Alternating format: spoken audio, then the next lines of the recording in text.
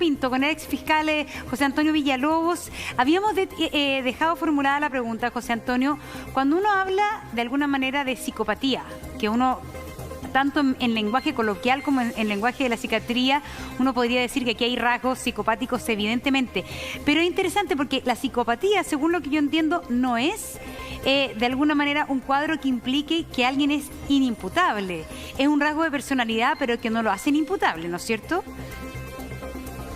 Claro, son rasgos de personalidad que llevan a este tipo de personas a cometer estos delitos graves y por eso se les denomina así como psicópatas. Tienen características psicológicas, psiquiátricas distintas a la generalidad de las personas, pero que no necesariamente afectan, ¿cierto?, su razonamiento al momento de cometer el ilícito, porque efectivamente tienen plena conciencia de la ilicitud del crimen que están ejecutando y además, por cierto, no se afecta su culpabilidad con aquello. En consecuencia, se trata de personas que son en cierta medida distintas a la generalidad de las personas, con ausencia de empatía, con rasgos antisociales, pero que en definitiva conocen plenamente cuál es la conducta que están ejecutando, saben la naturaleza de la conducta, la ilicitud de la misma, la gravedad de la misma y conforme a ello también se autodeterminan. Y tal es así que esta persona que estamos hoy día analizando concretamente ejecutó un crimen en una primera oportunidad, un doble crimen. Posteriormente nos encontramos en la misma situación y obviamente las conductas que él despliega con posterioridad a la ejecución de los crímenes da cuenta también de una persona que tiene plena conciencia de esa ilicitud. Esconde el cuerpo, planifica, posteriormente abandona el lugar en compañía de su conviviente en ese minuto, quizás con la esperanza que el cuerpo jamás hubiese sido encontrado, dado que él se esforzó en definitiva para que no fuese encontrado. Realizó conductas adicionales pensando en cómo actuaría la policía, porque no nos olvidemos que la policía concurrió al lugar, concurrió con perros que podrían haber detectado, ¿cierto?, en ese minuto la presencia del cuerpo.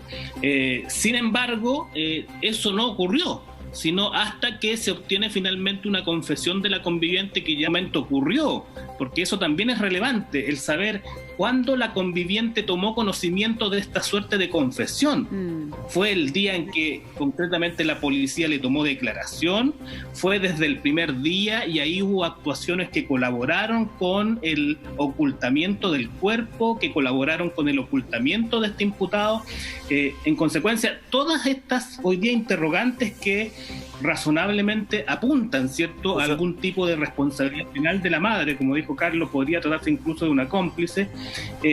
Hay que atender principalmente, creo yo, a cuál es el motivo por el cual esta persona ejecuta el crimen. Y aquí en la historia que se conoce... ¿Sí? Dime. No, te decía que para añadirle un ingrediente a la situación, el abogado del papá, el abogado Olivares, se creyó también contra Denise Llanos, contra la mamá, en este caso, ¿no es cierto?, por encubridora, en una primera instancia. Pero ya está la querella, la presenta porque la salvedad que hace la ley para conviviente civil debe ser con AUC, ¿no es cierto? ¿No es cierto? En este caso no había. Me dice, por lo menos, las fuentes cercanas. Explíquenle a la gente qué es lo que es AUC, fiscal, para que todos entiendan por qué se necesita. A ver, aquí yo fui en la entrevista pasada bastante enfático en sostener que con los antecedentes uno razonablemente ve de afuera, ¿no? Porque, claro, ninguno de nosotros conoce la carpeta investigativa, pero de los antecedentes que habían, ¿cierto?, en el ambiente previos al encuentro, cuando se encontró el cuerpo, daban cuenta que efectivamente el motivo principal, ¿cierto?, y el conflicto principal estaba con la madre. El conflicto del dinero, el conflicto día a día, había un conflicto ahí, ya sea por la convivencia que tenía la madre con esta persona, porque ella finalmente se va a vivir con él, ella se queda en una suerte de abandono, ¿cierto, Ámbar? Pero había un conflicto ahí. Y todos estos antecedentes que dan cuenta que el día del crimen, que efectivamente esta persona se habría ido del lugar, incluso habría mantenido una suerte de discusión con el imputado, la verdad es que aparecen como razonablemente vinculantes a una suerte de intervención penal. Eso es lo que yo sostuve. Y a mi juicio, lo que aquí se produjo fue un error, también lo dije, al estimar, ¿cierto?, confusamente que al declarar esta persona, cuando se le toma declaración, ¿cierto?, a la madre de Ámbar, ella tenía derecho, ¿cierto?, a no declarar en perjuicio de su conviviente. Y eso es efectivo. Hay una norma, que es el artículo 302 del Código Procesal Penal, que te da un derecho para que tú no declares en contra de ciertas personas. Por ejemplo, en el caso del cónyuge, yo podría abstenerme de declarar en contra de mi cónyuge.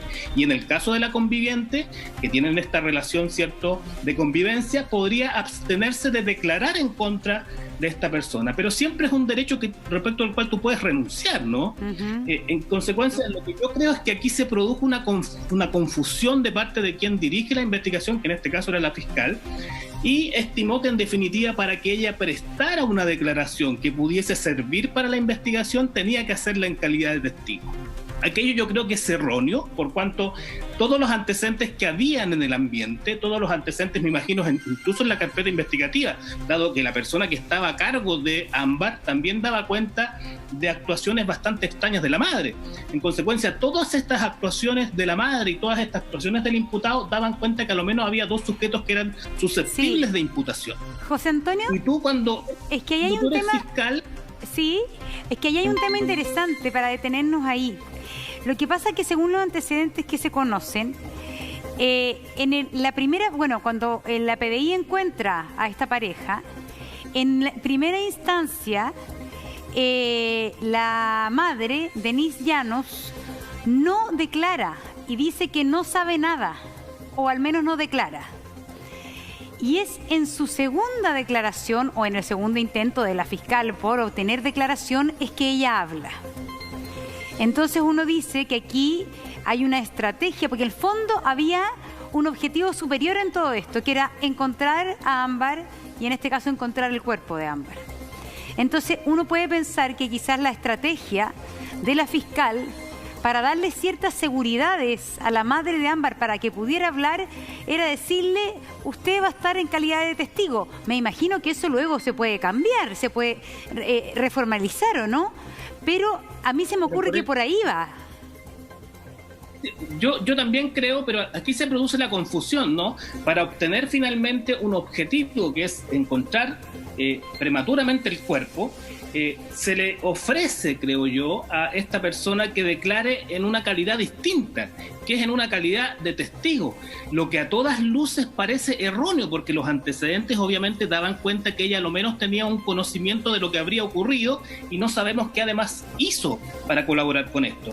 Pero cuando tú le das una calidad distinta a la naturaleza per se que tiene esta persona en una investigación, lo que haces es cometer un error grave.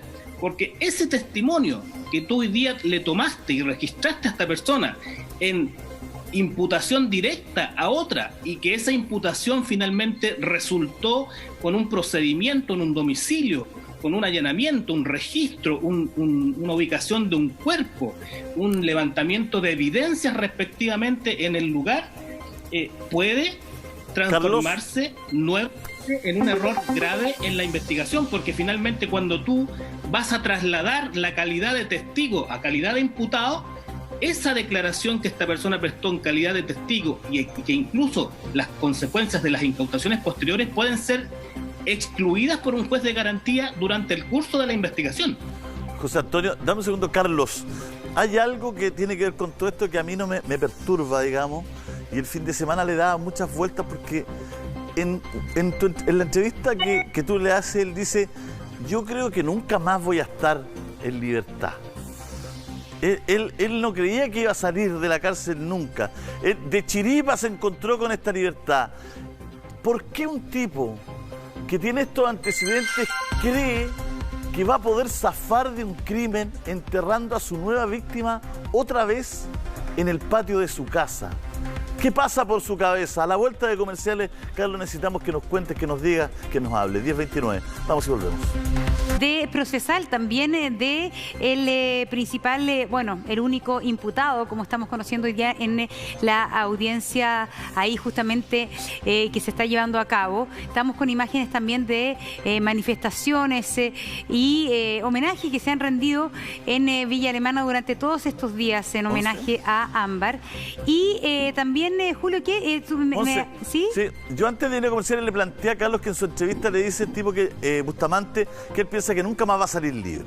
Se encuentra con esta libertad condicional, pero comete un crimen que a la vista, a posteriori, ¿no es cierto?, es increíble. O sea, vuelve a asesinar, vuelve a esconder a estas personas ahora en un cooler, vuelve a hacerlo en el patio. ¿Qué pasa por su cabeza, Carlos, a tu juicio? ¿Pensaba que no lo iban a pillar nunca? Bueno, yo creo que esa es una máxima de los delincuentes. Todos los delincuentes criminales hacen lo que hacen pensando siempre que nunca serán descubiertos, de otra manera nunca lo harían. Y es la razón por qué diría yo que todas las penas que están un poco endurecidas de pronto, rigurosamente, voy a poner el caso de un violador, no va a dejar de hacer lo que él quiere hacer porque alguien le dio 10 años de más. Mira. Nunca un delincuente piensa que va a ser pillado. Es por eso que Carlos, ellos vamos ignoran. a apelar a tu paciencia porque el MinSal